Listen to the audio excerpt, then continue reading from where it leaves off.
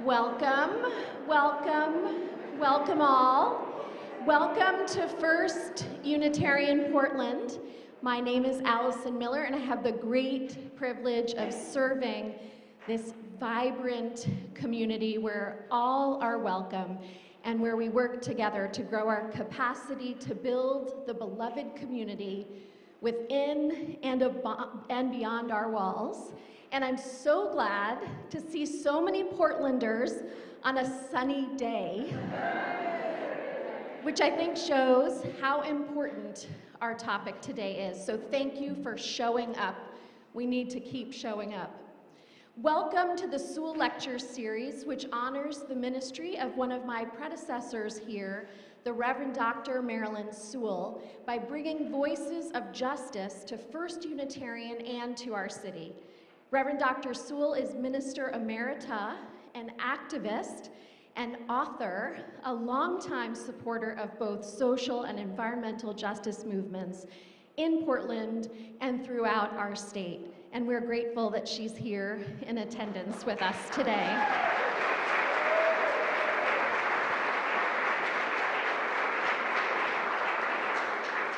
And we're so grateful that you're here on this day as we witness to the fact that pro-love, pro-family, and pro-faith is to ensure that every person has access to the full spectrum of health care to terminate a pregnancy, or the full spectrum of health care to carry a fetus to term, as well as just laws and policies that help parents care for the well-being of their children after they are born. It is, yes.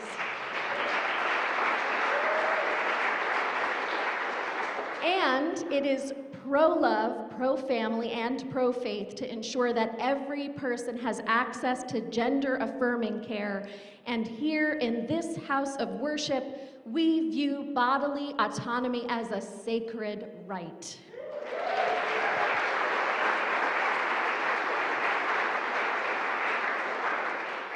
We are proud to be hosting the Pro Voice Project's production, A Tale of Two States, Abortion and Reproductive Stories from Idaho and Oregon. The monologues are directed by Reverend Sarah Lawal, who is the minister at the Boise, Idaho Unitarian Universalist Fellowship and a champion for social justice issues. Following the monologue, Sarah will moderate a panel to help us learn more about the status of abortion and reproductive health care in Idaho and Oregon, and how all of us can be in solidarity for reproductive freedom. Our panel includes Jen Quintano Jackson, creator and director of the Pro Voice Project, Yesenia Morales, advocacy organizer for sex education with Latino Network. Latino Network is on the steering committee for the Equal Rights for All campaign, and Dr. Amelia Huntsberger, an OBGYN who moved from Idaho to Oregon following the Dobbs decision and Idaho's draconian anti-abortion laws. After the panel, we invite you to join us right downstairs in Fuller Hall for some refreshments and an opportunity to learn from community organizations about how you can get involved to defend our rights and defend our communities. And one final note before we begin. We are keenly aware that today's event is happening 1 week before the launch of the Equal Rights for All ballot initiative campaign that will enshrine in the Oregon Constitution freedom from discrimination based on sexual identity, gender identity, and status as a pregnant person. Let us all keep showing up so that passes.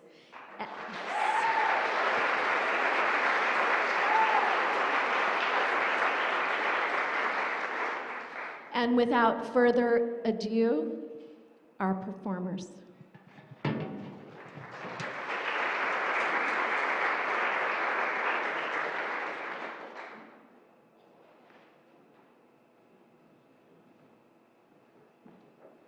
It was the best of times, it was the worst of times. It was a time of options and a time of oppression.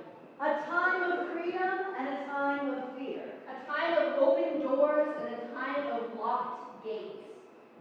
Two states divided not by distance but by law. A tale not of cities, but of bodies, arbitrary lines drawn by men across bodies of land and bodies of people, where fate is determined not by need, but by location. In one state, a woman enters a clinic with a deep breath and a steady heart. She is met with care, respect, the promise of autonomy. She is seen. She is heard. She is free to decide the course of her life. In the other, a woman whispers in secret, making plans in hushed tones, dialing numbers with trembling fingers. She is met with judgment, with danger, with silence. The law does not see her. The law does not hear her. The law binds her to a path not of her choosing. These are their stories, of those who cross lines, of those who cannot, of those who fight, and of those who lose. The miles between them are short, but the distance is vast.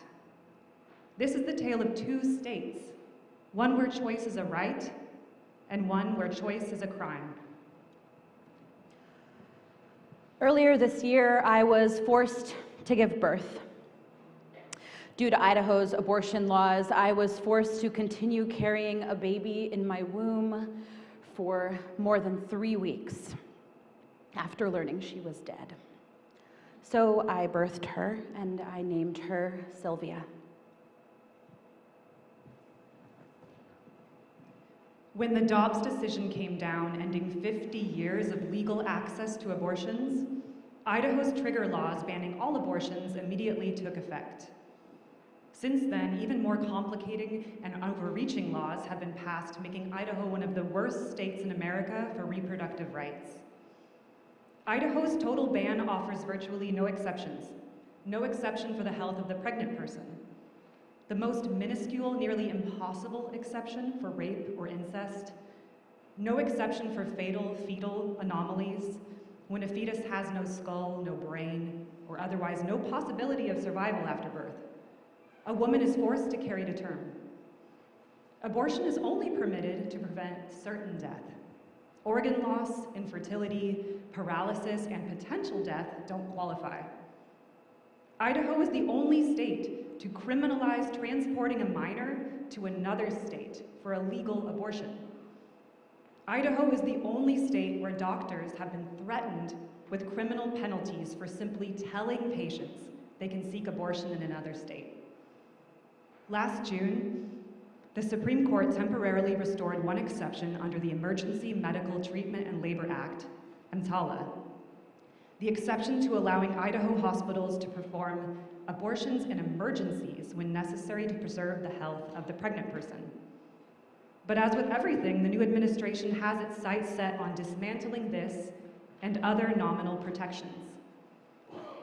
And the fallout has been dire. More pregnant people with life-threatening complications are being airlifted out of state, while our own Attorney General denies these facts and disputes hospital administrators.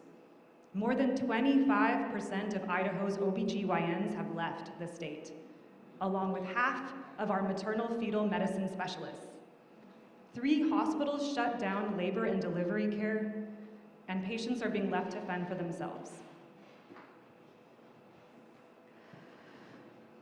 3 weeks earlier, I went to the ER in immense pain. The doctor said I was having a miscarriage. The medical staff hinted that it might be dangerous, possibly an ectopic pregnancy, so I was shocked when I was discharged with just a dose of Tylenol. Is the procedure I need legal in Idaho? Yes, but only if your life is in danger. Only if my life is in danger? I went back to the ER the next day because I was losing large quantities of blood. Again, I was told, You aren't dying right now. You need to go home and only come back if you faint or lose consciousness. the record on my chart shows uterine hemorrhage and miscarriage. The following Monday, I called my OBGYN to ask about follow-up treatment. You're not going to die. There is nothing we can legally do for you right now.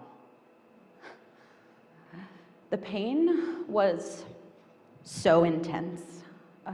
I sat at home, scared and alone, for a total of 23 days until the baby passed from my uterus.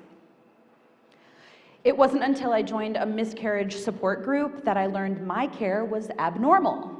So I jumped into research mode. According to the Mayo Clinic, the average miscarriage without intervention lasts 9 days. Mine lasted 23. I also learned that healthcare professionals are advised to counsel patients on 3 options: miscarriage management with no intervention, management with medication, misoprostol to induce labor, or dilation and curettage, D&C, to remove tissue from the uterus. American Family Physicians Journal says, prompt surgical evacuation of the uterus is the treatment of choice when the patient is unstable because of heavy bleeding. I was never given those options. Later, I found an open letter signed by the same OBGYN who was on call at the ER when I was there, along with numerous other Idaho medical professionals addressing Idaho's complicated laws and abortion ban. Uncertainty about the risk of criminal charges for providing evidence-based care during such a complication could result in catastrophic outcomes.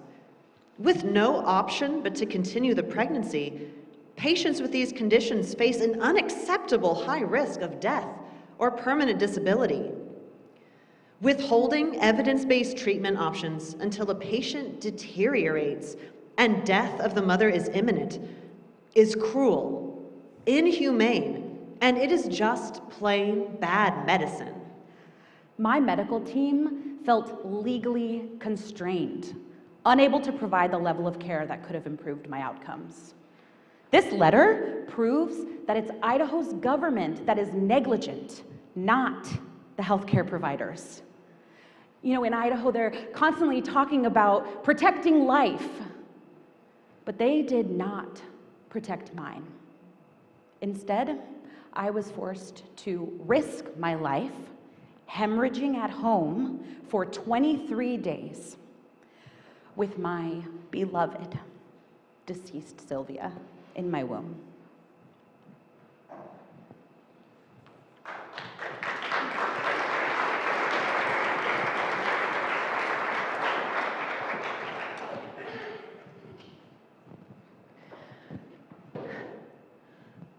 When I was in labor with my eldest daughter, my life was at risk. I had found out hours before being induced that I was suffering from severe preeclampsia when I had a minor stroke in my kitchen while assembling salads for my dinner. I lost vision and feeling on the right side of my body, and then I told my husband to call a nurse, but couldn't remember the word for telephone. Luckily, I was able to have a vaginal birth while monitors beeped loudly telling me my blood pressure was pushing 200/100. The birth of my second daughter was delightfully uneventful. 5 hours, 2 pushes, a handful of stitches. I had 2 perfect angels, and by the time they were 5 and 3 respectively, I was ready for one more. I know my family is complete as is, but I didn't feel I was ready to say goodbye to having more. My body ached for another baby. We started trying immediately, and on the day of my 36th birthday, I had a positive pregnancy test. The first 9 weeks of pregnancy were a doozy with kids' schedules and utter exhaustion, but the 9-week ultrasound showed a strong heartbeat, so we excitedly told everyone who wanted to know, including the kids. Then, a mere 3 weeks later, heartbreak struck. Genetic testing revealed the fetus may have a chromosomal abnormality. What did that even mean? What did it mean for our baby? I scheduled an appointment with a maternal fetal medicine specialist in Boise. The ultrasound tech at the appointment was gloriously insensitive, making cute baby voices, pointing out the perfect little fingers and toes, her profile. I just lay there, silently praying that the test was wrong and that this little girl would be okay. But our worst fears were confirmed. I had monosomy X and cystic hydroma, which meant that the fetus, which to my amateur eyes looked totally normal, would never survive outside the womb. And that is when he told me that had this happened just a year ago, before Roe v. Wade fell, he would have offered me a D&C on the spot as the recommended course of treatment. But now his hands were tied. If he did, he could be prosecuted, fined, sent to jail, and stripped of his license. Today, the Idaho GOP is trying to tell me that I am a murderer that deserves the death penalty.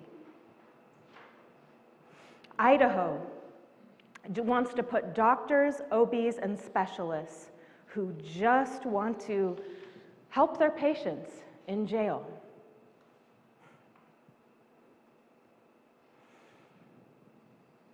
My options were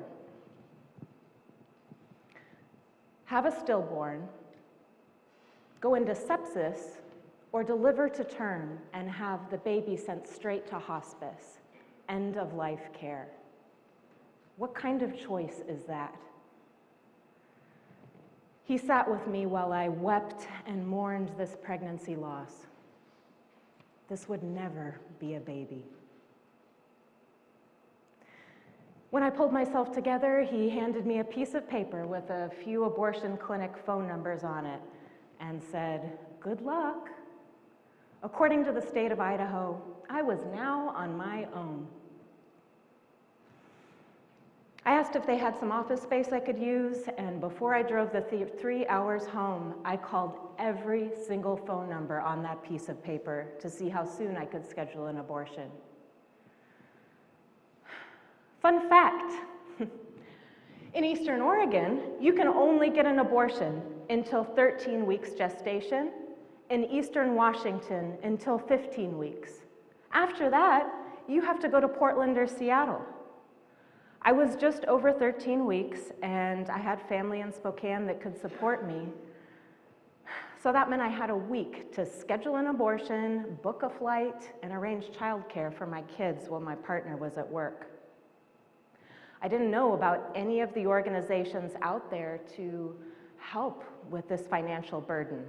I mean, I never needed to know.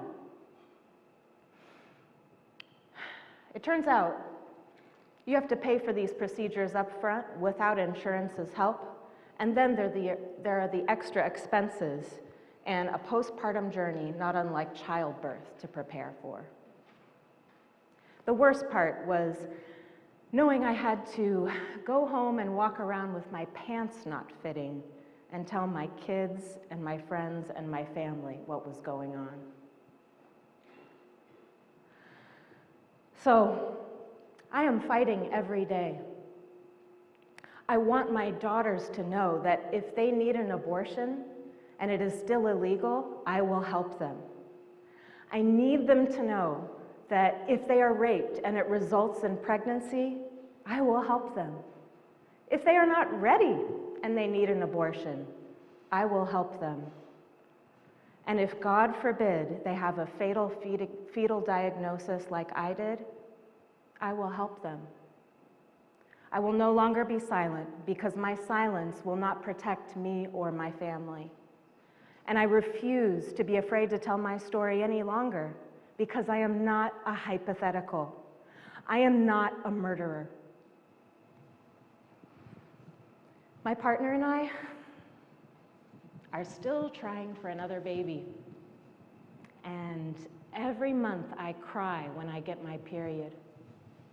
But I am hopeful that in the summer of my 37th year or 38th year or 39th year, I will once again look forward to growing another baby and thinking about a future with a little one. And I hope that when that happens, I still have a choice.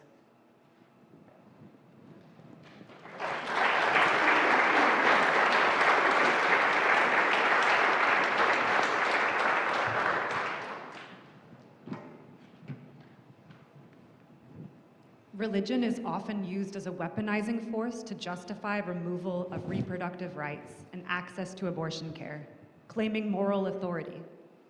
In fact, religion does not agree on the moral considerations surrounding abortion and the value of one life over another. And many religious leaders have resisted such a narrative, reminding elected officials of our constitutional commitment to religious freedom. Many faiths oppose any attempt to make one specific religious doctrine concerning abortion the law for all Americans. No government committed to human rights and democracy should privilege the teachings of one religion over another, especially when that narrow religious view is steeped in centuries of privileging one gender over all others. When Roe fell, I gathered with clergy colleagues in Idaho to plan a service of lament. I'd moved there 3.5 years ago to pastor a small congregation in Boise, and being the one pastor in our group of childbearing age, I was chosen to be the main speaker. As I named my own and our collective grief, rage, lament, and fear, I had no idea how soon my body would be so directly impacted by the Supreme Court's actions. I got pregnant in February 2023. My spouse and I were so excited to have a second kid, a sibling to our little 3-year-old son. He would excitedly tell all of our family members, announcing with glee, "A baby is growing in Mama's belly." In some of the first medical appointments, we did have some questions for our providers, like, are you going to leave Idaho? And what happens if there's a complication with the pregnancy? At 12 weeks, I got the call. Something had come up in the screening, and my pregnancy was now at an increased risk of a very rare chromosomal disorder. That night, my son asked, "Dada, why did you look so worried when you were hugging Mama?" After more tests, we confirmed that our tiny son now had a rare and severe chromosomal disorder that would be debilitating. It would lead to this life of 180 different symptoms, a life that was full of pain and suffering and endless hospital stays. We made the hardest decision of our lives. We made the decision to terminate the pregnancy for medical reasons. We made this excruciating choice so that way our unborn son would not have to live a life of pain and suffering. In fact, we chose to take on that suffering and that pain so that way he would not have to. We also knew that we would have to leave the state in order to get the health care that we needed. Suddenly our lives were like those stories that you read about on the news. Like, we had to buy a plane ticket to Seattle to get a procedure done that was just a few months ago only down the road from our house. And it turns out I wasn't even the only medical refugee that day fleeing Idaho. I overheard one of the nurses saying, I guess it's an Idaho day. At 15 weeks, we said goodbye to a wanted pregnancy, knowing that it was the right choice for our family and for our unborn son, who we would never meet but loved so much. When we came home, something shifted inside of me. I am no longer willing to live in a state that says that my body does not matter. A state that says that birthing individuals don't deserve the best care needed for their health and well-being. I made the heartbreaking decision to leave for my health, for the safety of my family, and for my hopeful future pregnancy. As I told my story and shared the reasons for my leaving with my church, tears filled eyes around the room. Tears for my loss. Tears for those who are in positions like I was. Tears for those who cannot leave unsafe situations. And tears for all of these bodies of pregnant Idahoans who are forced into terrifying decisions by others. My prayer and my hope is that the small rippling impact of my unborn son will help people to wake up and realize that abortion care is health care, that each story and each situation is unique. And for now, I will blow kisses with my 3-year-old son to his baby sibling who we love and miss.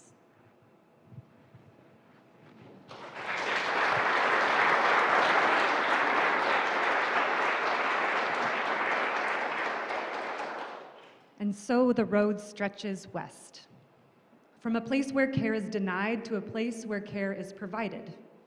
The border between Idaho and Oregon is invisible, yet it divides lives, futures, and choices. In Idaho, the law is a locked door, a barricade of bans and punishments. But across the line in Oregon, the door remains open. Here, abortion is legal, protected, at least for now. The clinic lights are on, the providers stand ready, the law does not interfere. In fact, Oregon has long been a refuge. In 1969, 4 years before Roe v. Wade, the state legalized abortion in cases of rape, incest, or to preserve a woman's physical health or mental health. In 1983, it repealed nearly all restrictions, becoming one of the strongest states for reproductive rights. No mandatory waiting periods, no parental consent, no bans at any stage of pregnancy. And in 2017, Oregon went even further, passing the Reproductive Health Equity Act, ensuring that abortion is not just legal but affordable and free for those who need it, regardless of income or immigration status. Yet even here where the law upholds choice, stigma does not disappear. Some who cross into Oregon for care of being seen, they fear being known, because back home their choice is still condemned and criminalized. And even here, where rights are upheld, the weight of judgment can be heavy. Someone who sells sex is told they are unworthy of compassion. An addict seeking care is met with skepticism, their pain questioned, their decisions second-guessed. Stigma does not vanish at the border, it only changes shape. The right to choose may be protected, but dignity is not always guaranteed. This is the other side of the border, a place of access but not always acceptance, a place where the right to choose does not always mean the freedom to do so without consequence. The story does not end here, it only shifts. These are the voices of Oregon.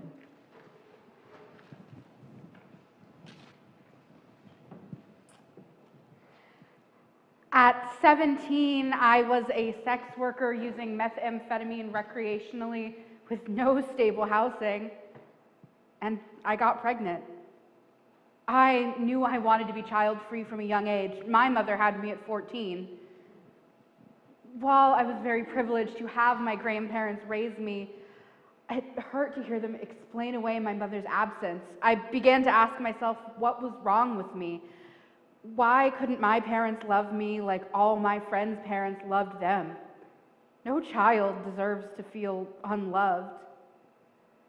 Now, pregnant and unsure of my options, I call my estranged mother for advice. An abortion is only like $500. Turn a couple tricks and get it taken care of. I am at the abortion clinic and I'm filling out a questionnaire with all sorts of personal questions. Do you share needles? Do you have sex with men or women? How many sexual partners have you had in the last 30 days? I can honestly say I'm not sure, but more than most people, I would assume, since I have sex for money. I put down my best guess and hand the paper to the nurse. The nurse comes in, reviews my answers, and raises an eyebrow. Are you a sex worker? No. Of course, that's what I tell her. My livelihood is still criminalized, and I am not in the mood to get judged or lectured by the people I turn to for help. At 23, I briefly have good medical insurance, so I make an appointment to talk about getting my tubes tied. The doctor seems on board at first, but at my follow-up consultation, starts trying to talk me into an IUD, explains the procedure and the side effects, and mentions that it is occasionally known for poking men in the genitalia during sex. That is not going to work for me. I do not want to have to warn my clients that there is a sharp piece of metal floating around in my vagina that might stab them. I opt to get a Depo-Provera shot every 3 months, but I'm not very good at showing up to get my shots on time. In my late 20s, I finally received the most meaningful care I have ever received. It was simple. I was at the clinic and a volunteer held my hand during my abortion. At that moment, it felt like she saved my life just by telling me I could squeeze as hard as I needed to for as long as I needed to. I'm 34 the last time I get pregnant. This is the only time I think about potentially carrying it to term, worried I might be missing out on some meaningful life experience. But as a woman using drugs, I have no idea what my rights are. The doctor gives me all sorts of pamphlets and literature on rehab and getting clean, but I know that is not a possibility in the near future. Instead of rehab literature, I could have used more information, more transparency about my rights. What rights did I have as a pregnant woman addicted to drugs? Would they take my baby from me at birth? Could I even carry to term without being criminalized or arrested? Ultimately, I opted to abort. I could not face the possibility of having my baby taken from me at birth. Now, I know the choices I made were not ideal. I chose to drop out of high school and not go to college. I chose to use drugs and become addicted. I chose to engage in sex work as a way to support myself. And I chose a path that was more difficult than it needed to be. But more importantly, I chose the path my life has taken me on, myself, and I refused to take a child to walk that journey with me. If anybody, family or doctors, had taken me seriously and been willing to offer me the long-term birth control methods I so desperately needed, it would have saved me so much trauma and heartbreak. I wish I could call the woman who held my hand and say thank you, to tell her how much that meant to me, how it has stuck with me all these years. It was the only time something like that was offered, but I would have taken it every single time.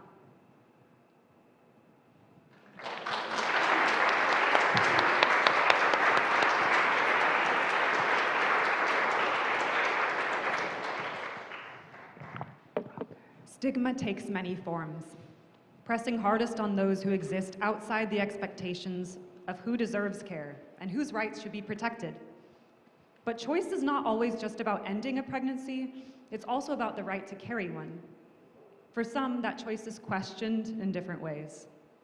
This is the story of a man, unwavering in his identity, who chose to give birth.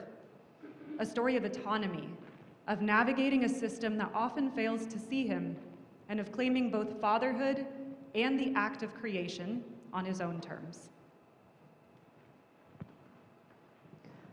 The stories of my body are invisible to you. The scars that I bear, I feel with each thought, each reflection, each wondering, why are you the way you are? Same-sex couples and solo parents have a conscious advantage when getting pregnant. Babies are wanted and very meticulously planned. There are no accidents. Conversations that would deter the weak-hearted become topics of conversation with casualness and normalcy. How did you keep the sperm warm? Is the turkey baster joke true? I had a childhood of trauma, but I also had a mother who gave birth at home 6 times. I was comfortable with birthing stories and experiences. I had a strong faith in the natural way. But I felt unnatural. I wanted to be different. I wanted to have a contoured chest, strong arms, facial hair. My internalized idea of sex and power was Greek masculinity. Instead, I had soft curves, fleshy mounds, a body that was raped and used. My womb felt like death. My healing journey brought me into my body, into feeling my trauma, my abuse, my attachments to suffering. In this journey, I began to think for myself, what does it mean to choose life? What does it mean to love myself? I knew that I was designed to be who I am. There is nothing profane about my body by design or desire. I made a 5-year plan to get pregnant, to have the birth, to breastfeed, and then to start transitioning with top surgery. I joked that immaculate conception would be the proof that I am meant to be here on this planet. But I maintained one concept, that pregnancy shouldn't have to cost me anything. My partner and I researched and talked at length about who, how, and how many pennies would we lose in this endeavor.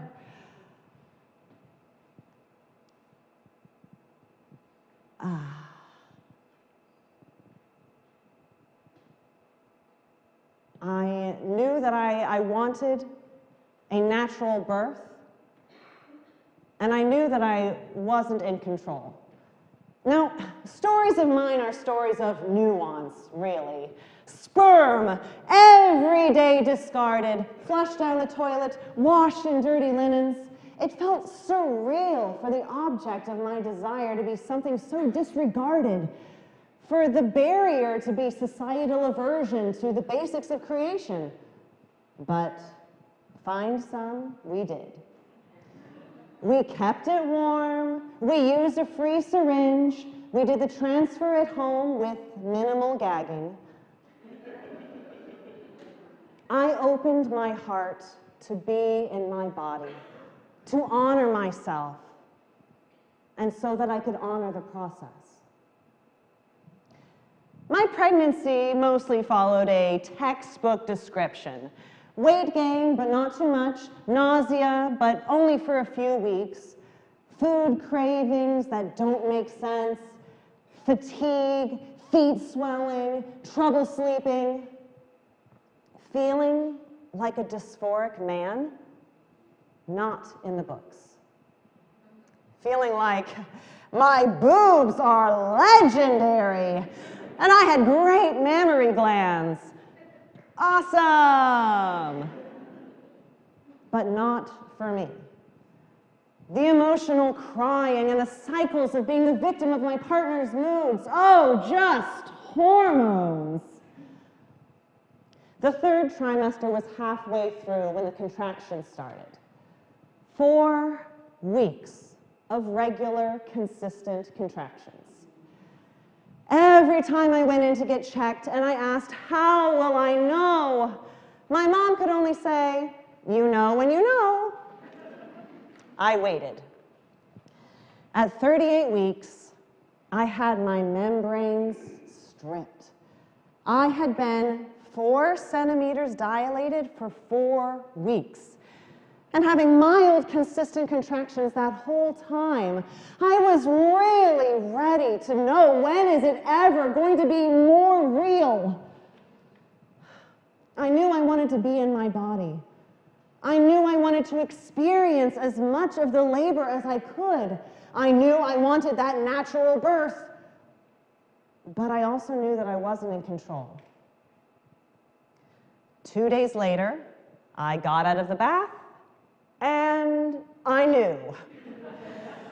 By the time we got to the hospital, I was 7 centimeters dilated. Woo! Things were happening. At 8 a.m., I was 10 centimeters dilated, and they moved me into position. I was in active labor, pushing for almost 2 hours. I probably heard what most people hear, push! But not too fast. We don't want you to tear. You've got this. You can do it. I was initiated by the ring of fire. At one point, my wife kept repeating over and over, I see him. I can see his head. I can see his head. And I just kept thinking, you've been saying that for over 45 minutes. I wanted to break. I wanted to wail. I wanted to quit. Birth is hard. I did tear. My baby was born whole and healthy, and he ripped me from hole to hole. I was stitched up and left with a scar that no one can see. And that's okay. I have plenty of scars that no one can see. But I also have scars that can be seen. Scars that show where I gave up my motherhood to be the me that I've always felt. Because once I got those milk sacs cut off, I finally saw me in the mirror. I finally saw myself the way I've always felt. And now, when I look at my kids, I will never ask them, why are you the way you are?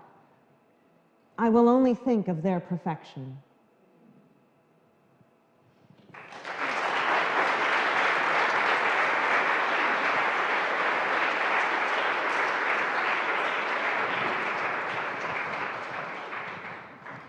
There is no typical abortion patient or typical birthing story. Reproductive justice includes all of our stories. Every person's circumstance is unique and worthy. Championing reproductive justice means fighting for all of our reproductive and healthcare rights. The right to bodily autonomy. The right to decide whether or not to have children. The right to access high-quality, non-judgmental, safe health care, including abortion and contraception. The right to have the children we want, or to have none at all. And the right to raise our children in a safe and healthy environment. The right to be free from prosecution for struggling with drug addiction while pregnant, and the right to be free from shame and stigma. If you or someone you know is in need of an abortion, the stigma still exists no matter what state you live in. Your fear is valid. Your body is sacred. And a wide network of people who acknowledge these truths are ready to help you access the abortion care you need. Because abortion is not going away. Abortion is health care. Abortion is a blessing.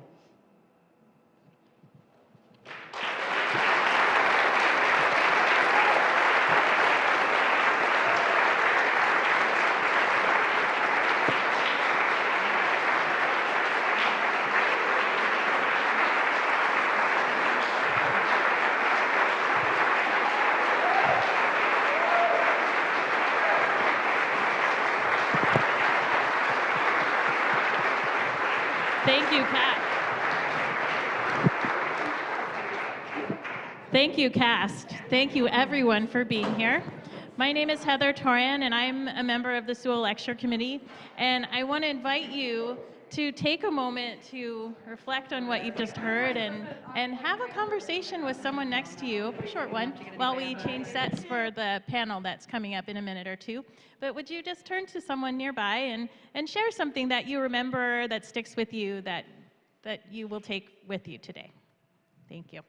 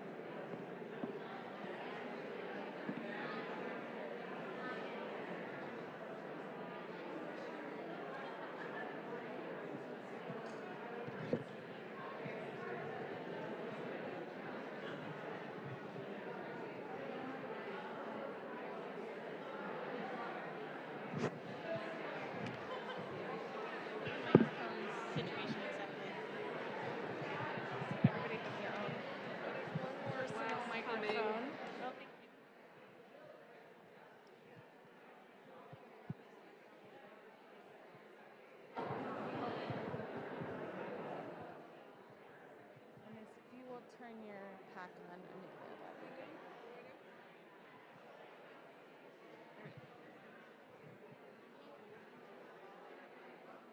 I think this is great. Do you want this? Yes, I can have a drink of it. Sorry, I don't want to steal the water from you. Just prominently display my abortion and healthcare sticker. Yes, you could. Oh my God, you really think that's a little message. But you found it anyway.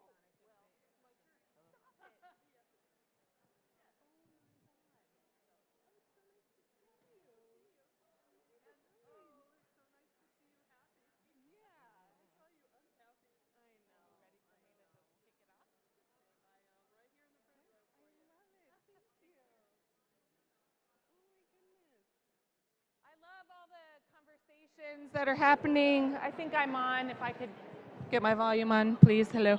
Check, check. I love all the conversations that are happening in here. That's a good sign. Thank you, everyone. We're going to get started with our panel discussion. I am the Reverend Sarah Lawal. I am the minister at the Unitarian Universalist Fellowship in Boise, Idaho, and the director of the production today. And I'm so grateful. Thank you.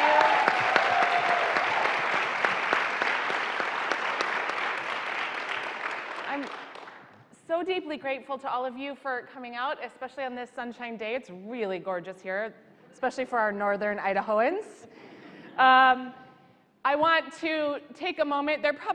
Some of them are probably still backstage, but I just want to take a moment for another round of applause for our extraordinary cast.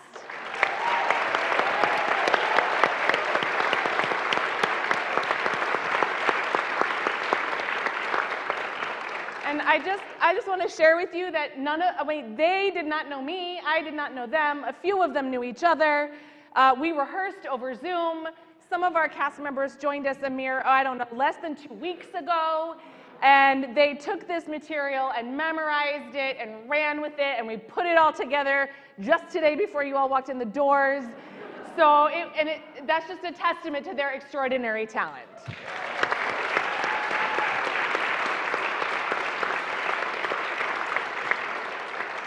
So I'm excited to have this conversation today, especially with our panelists, two of whom I know pretty well, whom we thought would be excellent for this panel discussion today. So I want to introduce them to you again so you know. Next to me is Jen Jackson Quintano, who is the founder and executive director of the Pro-Voice Project.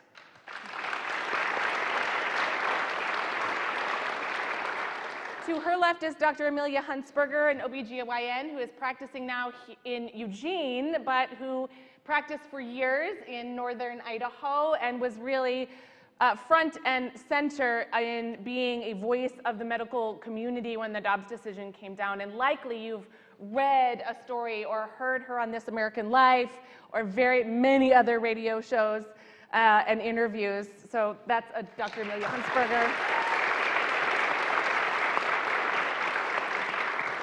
And at the end, Yesenia Morales, who is with Latino Network, an organizer on the steering committee for Oregon's Equal Rights for All, and a sexuality educator. So Yesenia is bringing a lot of wonderful Oregon stories here to our midst today.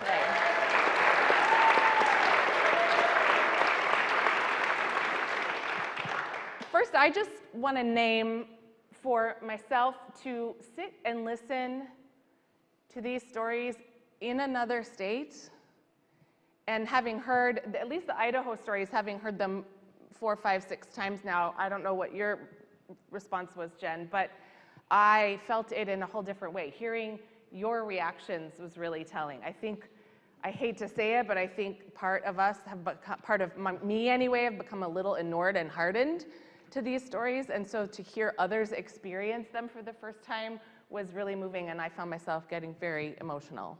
Yeah, agreed. I kept hearing little comments behind me like, oh my God. Yeah. Really? Like these sort of visceral comments coming up, and it reminded me like, this isn't normal. This isn't the way things are supposed to be. And it's been this way long enough in Idaho that we, even as we fight against it, there's this sense of like, this is the way things are. And so it's helpful to come here and have all of you remind us that are fighting against this, that this is not normal. Correct. Dr. Huntsberger, I want to start with you in particular, because as we were putting together this vision for today and A Tale of Two States, I said, well, I know a doctor who's been in both states. I mean, your own story is exactly the kind of story we're trying to tell here about what it was like to have practiced in Idaho to the point where it just became too difficult for you and your family to stay there.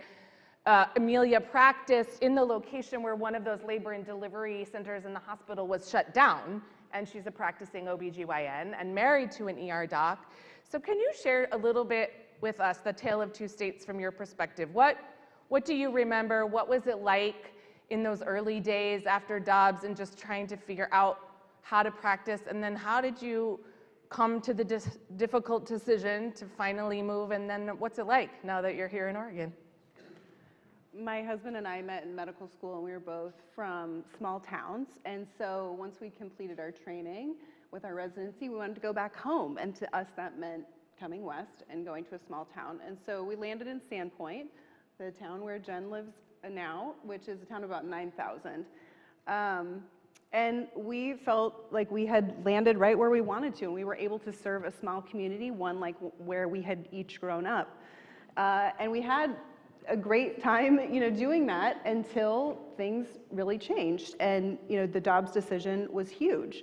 Shortly after that, Idaho's abortion bans, both criminal and civil laws, went into effect. And originally, I somewhat naively thought that if we just let people know how bad the laws were, the laws as originally written were extremely vague and included care that typically is not what people think of when they think of abortion care. So the laws were problematic in a lot of different ways, and I thought, okay, if we just explain this, the laws will be changed. And I was wrong.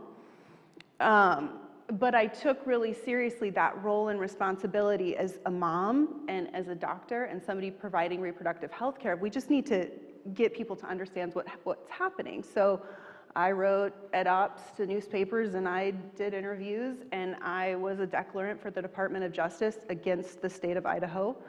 And as a result of using that voice and using that knowledge that I had as somebody who'd been a practicing OBGYN in that state for more than 10 years, started to feel really uncomfortable to live in our town. And my husband and I started to wonder a couple of things. One, practicing medicine felt really dangerous for both of us. He's in the ER. You know, you take care of whoever comes through the door, and you don't know what circumstance is going to walk in. The same is true on labor and delivery. And as a gynecologist, being consulted from the emergency department. So we started to feel that Idaho wasn't a safe place to practice medicine. And then layer that on with, is this a safe place for us to raise our children? Because I have been very vocal about a topic deemed controversial. And so ultimately we decided it was all too much. And so we left. You know, shortly after we had given our notice to the hospital, the closure of labor and delivery was announced, which was truly shocking for me, even though I had made the decision to leave at that point, and for my partners. So I had 3 other OBGYNs that I worked with. All 3 of them, you know, as their jobs imploded, looked for work outside of Idaho. None of us considered a job in Idaho. All 4 of us have landed in states without abortion bans. So now in Sandpoint, a town that previously had a labor and delivery, that we took care of patients coming from eastern Washington up to the Canadian border and over into western Montana. Now all of those patients need to go even further to access pregnancy care, labor and delivery care, but not just labor and delivery care was affected. So this is not as simple as just talking about now a lack of access for pregnancy-related care. You can't get a hysterectomy in Sandpoint anymore. Do you have fibroids? Do you have abnormal bleeding? Do you have a complex contraception situation? Do you want sterilization? Do you want your tubes tied? Those things are no longer readily available in Sandpoint. So I think one thing that's really important for us to keep in mind is the interconnection. You know, these abortion laws, people pass them and they think that it's just limiting abortion. But look at all the downstream effects that there have been in Idaho. You know, if a quarter of your OBGYN physicians leave the state, that impacts a lot of care outside of abortion care. One other thing I want you to think about, as I assume most of you are from Oregon, is that when restricted states have their bans, people still need abortion care. People still seek care in other states. That puts burden on those other states. So for instance, OHSU, among many other places, has taken care of a lot of patients from Idaho, as have many of the hospitals in Utah. So the burden is just shifting out. You know, some of these people are driving in their own cars. Some people are going by a helicopter flight in order to access health-preserving, life-preserving care. I have a number of physician friends who work in Colorado. By nature of its geographic location, there's many restricted states for whom that's the easiest place to go. So now what happens is that people who live in those communities have difficulty accessing care. You need a pap smear, you need a breast exam, you need to get your IUD placed or removed. Well, guess what? There's a whole line of people who need to get care who are coming from other states. So these ripple effects are not just in the restricted states, they're in your state as well. Does it feel different practicing now in Oregon? Can you talk a little bit about how that feels? I feel like a weight has been lifted. I don't talk to lawyers now unless I want to. They miss you. They said hello. Well, I'm still in communication with them, but instead of having to ask if it's safe for me to take care of a patient, we just get to talk about whatever we want to talk about. Thank you for that. I appreciate all of that. Jen, you began this project with an eye on storytelling and with an eye on really wanting to tell Idaho stories, which I think you kind of presciently knew would be pretty quickly silenced post-Dobbs. And so I want you to talk a little bit about why storytelling, the value of storytelling, but you and I had a conversation leading, as we were putting this particular project together, about the limited stories we're receiving from Idaho. And could you share a little bit about what that experience, what do you mean by, what are the limited stories and what stories aren't being told in Idaho? Yeah, so first of all, it's a heavy lift to get people to share abortion stories in Idaho. There is so much stigma around the topic, and there's a lot of fear. You probably are all aware of the viral video from last weekend of a woman getting hauled out of a Republican town hall That's the sort of fear that everyone lives with, that if you're going to speak up, something like that might happen. So with that in mind, a lot of the stories that we're receiving are what I think of as sort of the maximally sympathetic stories, which are the stories that you heard today. You know, people who are carrying wanted pregnancies and are facing dire diagnoses and having to travel for care. Those are the kind of stories that it feels a little bit safer, I think, to share in Idaho, and it feels like it might reach more people where they're at. But we all know that that is a small fraction of the stories of needed abortion care. And we're not hearing, you know, the large swath of other reasons why people might have to travel to access care. And so that's been difficult in terms of sharing the full story of the impact in Idaho and the full range of people affected by these laws. But that's the power of storytelling, is instead of getting stuck in like these narrow lanes, you know, speaking about things in political terms and binaries and morality, you know, storytelling is expansive and you get to plug in so many different spaces and try on so many different people's experiences and really understand the nuance of this. And I was able to share some stories. We've made some short documentary films with Idaho Stories at their center, and I was able to share those with a room of largely pro-life people in a very small town in North Idaho a couple weeks ago.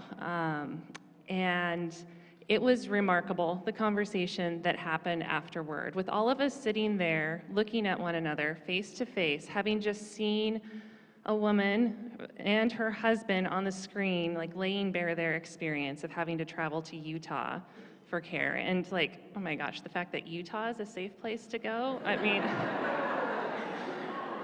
still can't wrap my mind around that.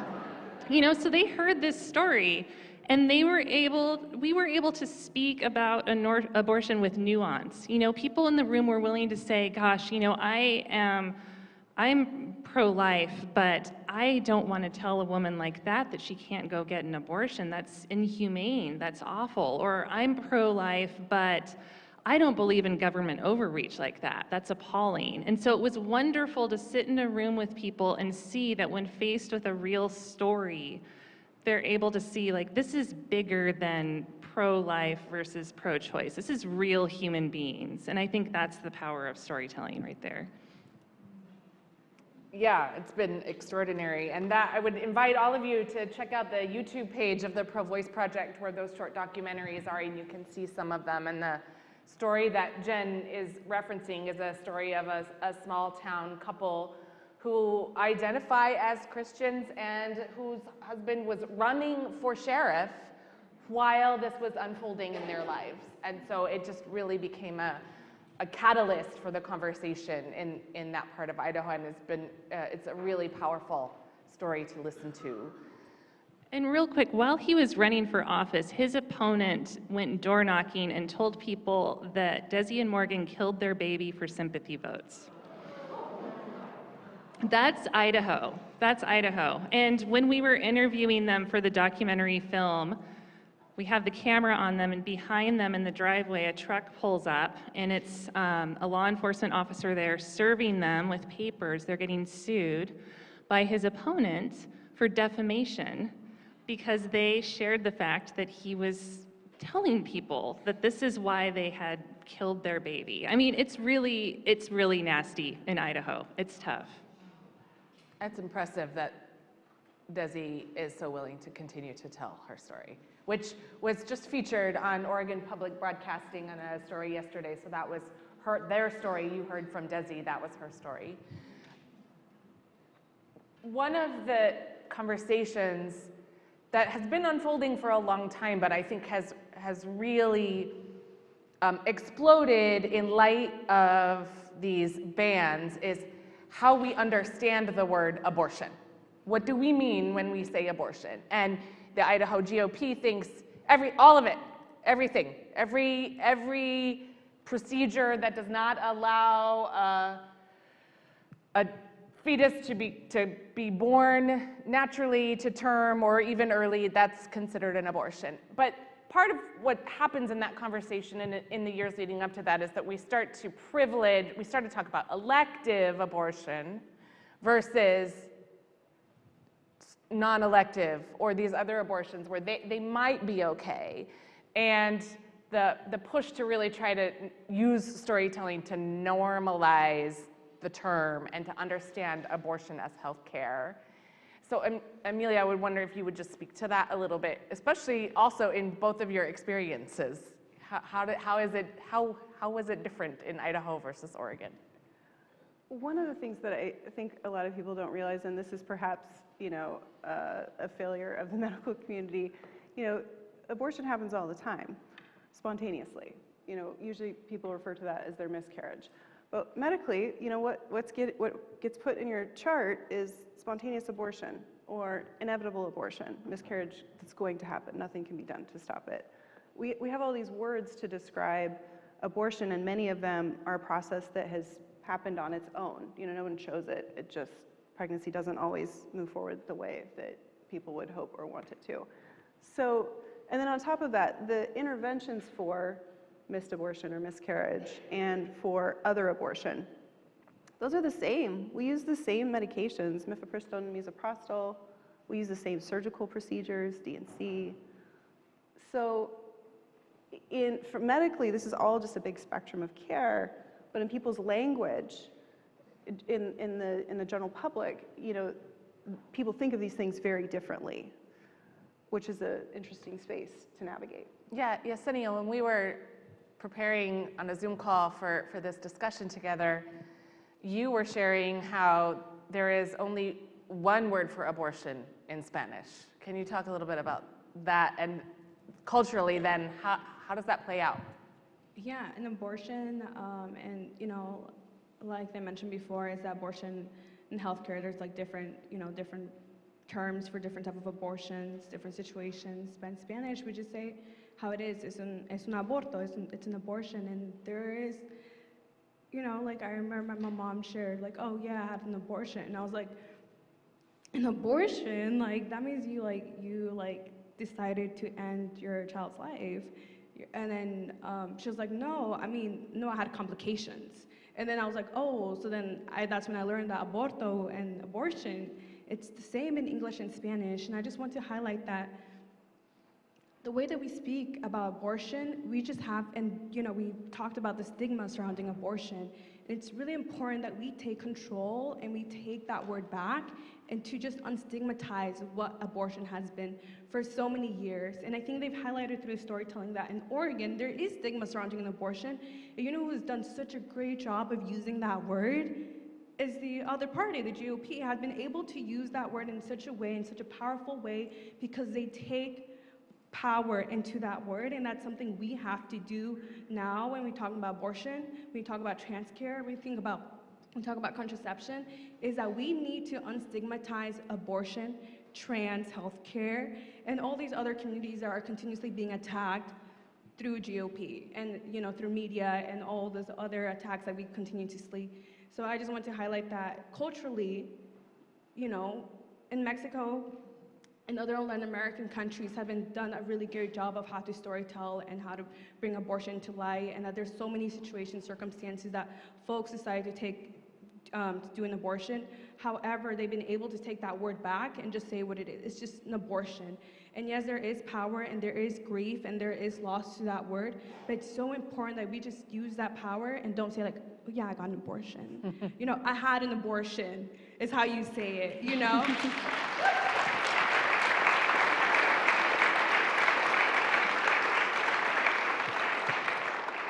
So I'm curious here I'm going to take a page from Jen's book. For those who are comfortable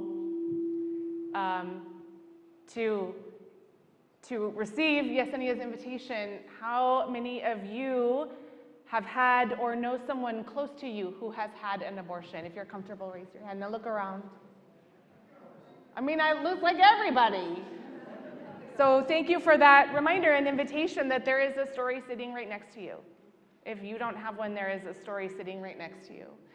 Yesenia, as the community organizer and sexuality educator here in Oregon, the show touched on this just a little bit, but even with Oregon's protections and high access, can you talk about what the challenges are that Oregonians still face when having to fight for reproductive care?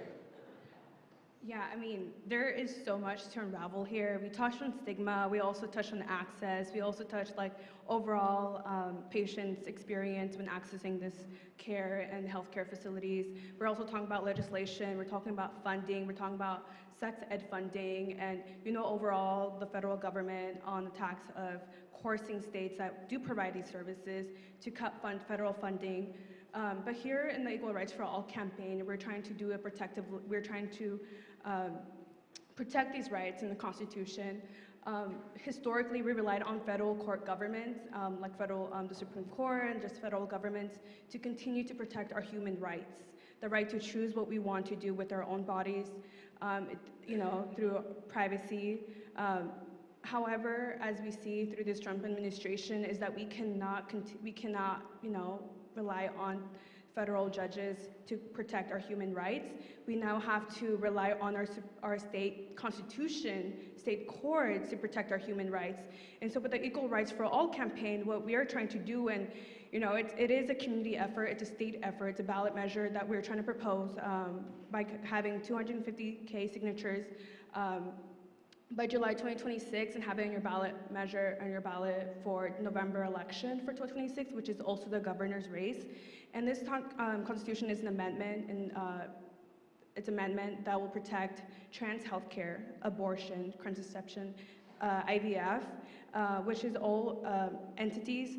And we're trying to make sure that's in the state constitution to have another protected layer that in case for some reason our House and our Senate ends up being more right, it will be harder for them to pass bills that would attack our rights.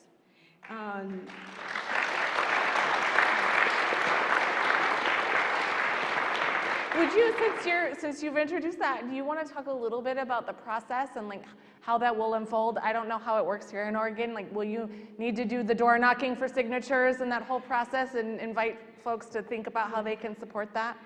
I guess I should give a little bit more background. Other than being an organizer for reproductive justice and sexuality education, I also do electoral work.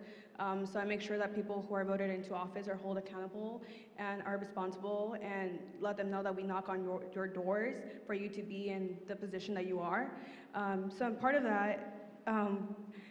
Door knocking and deep canvassing and talking to folks is not new to me, and because I've experienced that, I also understand that it's very important that the first time that people hear about the Equal Rights for All campaign should never be when they see in their ballot. It's when we've continuously made the effort, being in their communities, talking to them, being and talking about abortion and stigmatizing a lot of these terms that are important to us.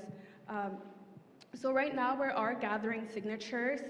We started gathering signatures in the beginning of this year, and we continuously making a lot of effort of being in spaces like these who celebrate and being community with each other, and who our values are aligned in ensuring that these rights are protected.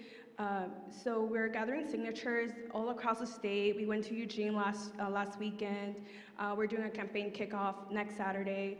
So we're all finding ways that we can be in community, being in spaces with you all, and being intentional, because it's so important that we're intentional with the people that we talk to, being intentional of what we are advocating for, and being intentional with the stories that we tell.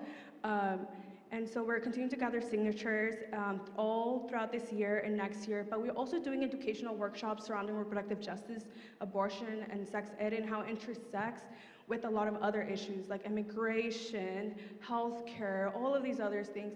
Because I do really want to touch on something, is that the pro-choice movement and the feminist movement has been about protecting and fighting for abortion and reproductive justice, like contraception, all these other things, right? But it's really important that although we do want to protect abortion and reproductive rights, like access to birth control and other reproductive things that fall under there, is that important that we also advocate for other social determinants of health that impact the right to bear a child, the right to, create a family, the right to access these cares. That goes along with immigration, healthcare systems, that goes through environmental justice. All of these things are important. They're all interconnected with the right to bear a child if you want to or not. And so I just really want to touch on that, and overall that it's really important work, and we're continuing to doing this work. And through all this work, we also uncover a lot of grief and loss. And there's also times that we celebrate and we care for each other and love for each other, and we continuously to do this. So yeah, I really hope y'all can support this measure, the Equal Rights for All ballot measure, by signing when you go downstairs table. So please sign. So you have, just to clarify, you have petitions downstairs folks can sign before they leave today. Yes. Excellent. Yes, and if you want to be a volunteer for the campaign, we'll get you all plug in how to do petition signatures within your family. I understand that everybody has a capacity that y'all can't always be there every single time, and that's okay. But overall, we are doing petition signature trainings, ways that we can be in community with each other. And yeah, so if you go downstairs, there is petitioners for y'all to take home, but also for y'all to sign. Thank you. I want to say on behalf of your neighbors in Idaho, thank you to you all and all of you in Oregon who will surely make this campaign successful, because it will be of benefit to us. Our laws aren't going to change anytime soon. And given the road of the federal government, they're going to continue to get worse. And so for progressive states like Oregon and Washington and California who are really seeking to shore up their protections, it matters deeply, both to people in your state, but also to your neighbors who will likely need to access that care and need to access some of those protections. So thank you for that. And we're a little jealous because in Idaho, our initiative process does not allow us to change our constitution. So while we have a reproductive freedom initiative headed to our ballot in 2026, or hopefully it's in the court right now because of our Attorney General, it will only become code, and our legislature could decide to overturn it. And then we fight. And then we just continue keep to fighting. Jen, the idea of abortion as healthcare has been really a focal point for your work in this project. Do you want to say more about that and some ideas about why that feels so critical in this moment? Yeah, so downstairs we have yard signs, lovely yard signs that say abortion is healthcare. I just want to say there are 3 on my block in Idaho. In Idaho.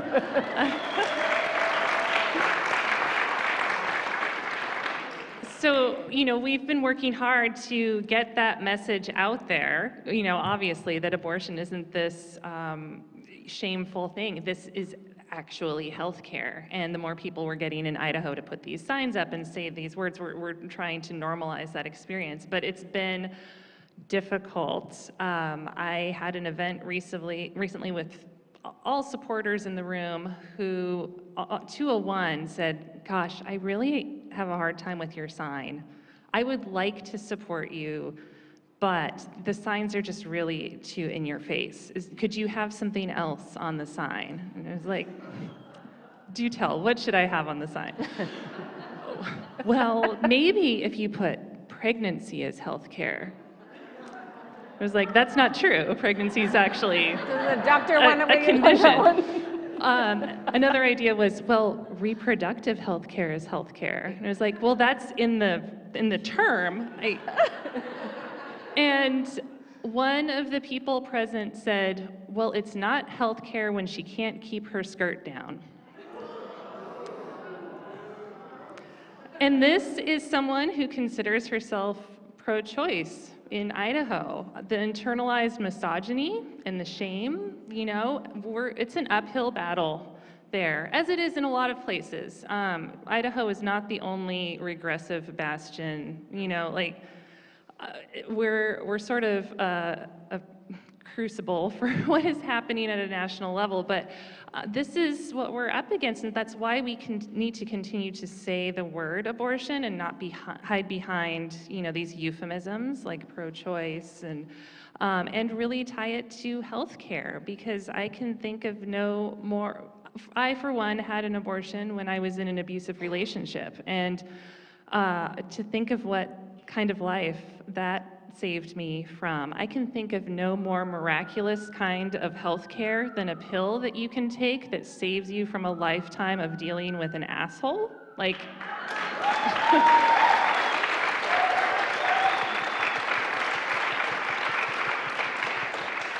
Amelia,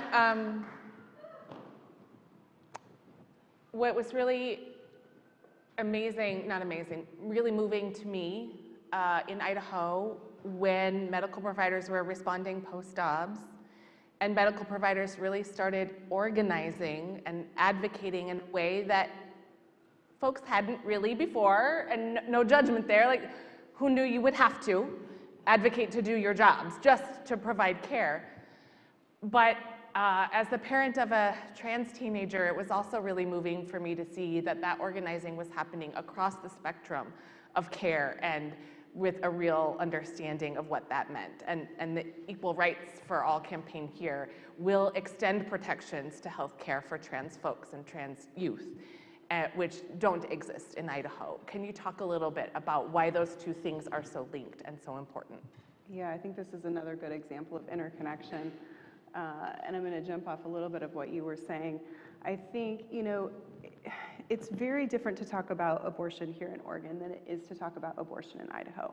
And as people who are trying to do that work in Idaho, a lot of times we've been very specific and careful about our language, intentionally, because if you use trigger words, people will immediately stop listening to you. So your language and the way you talk is sometimes different than the way you wish you could discuss these things, because you're trying to continue a conversation. And one of the things, like Jen had mentioned, a lot of the stories that are coming out of Idaho are these really compelling, just wrenching stories where almost anyone can understand why abortion would be the next best step.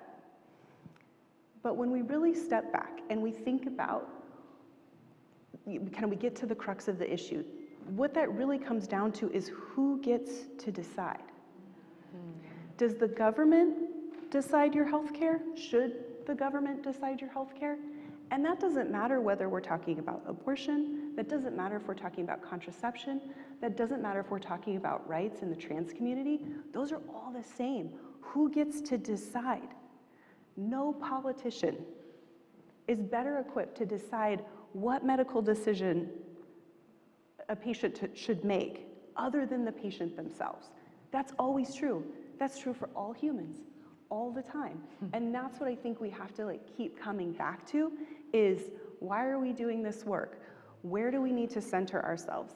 And what I hope that we will all center on, and this is exactly what your work is getting at, is that each of us are autonomous human beings with control over our lives, with the ability to make our own healthcare decisions, and we don't need the government dictating any of those things for us.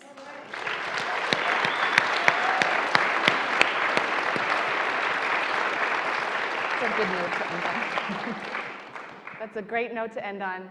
We are out of time, but all of us, our panelists, will be downstairs and you can talk to them individually and continue to ask their questions. I'm grateful to all of you for your work in this space.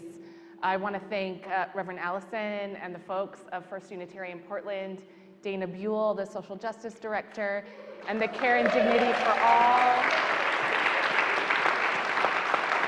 And the team of folks here, the Care and Dignity for All team, who helped make this event possible today. And I just want you all to just hold in your hearts and minds how many times we have said the word abortion in a church.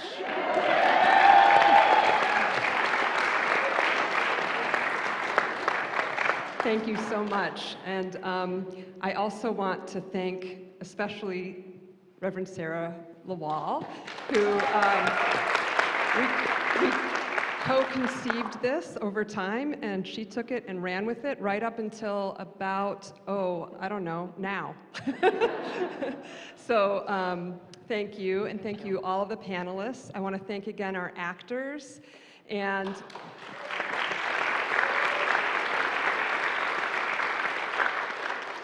I really want to thank the brave humans who are telling their stories and who are giving their stories to this project for all of us to learn and to be moved to take action. And I also want to thank the other members of the steering committee, along with Latino Network and Yesenia. We also have the ACLU of Oregon and Basic Rights Oregon, who also helped here by bringing us some suggestions for actors and storytellers. So thank you to all of you all. And finally, Sarah mentioned it, but yes, please go downstairs. Learn what you can do, learn how you can take action, and the great work that folks are doing. I also just want to mention that some of the proceeds of this evening or this afternoon are going to support the Equal Rights for All campaign and Pro-Voice Oregon. Pro-Voice Project, sorry. Thank you all.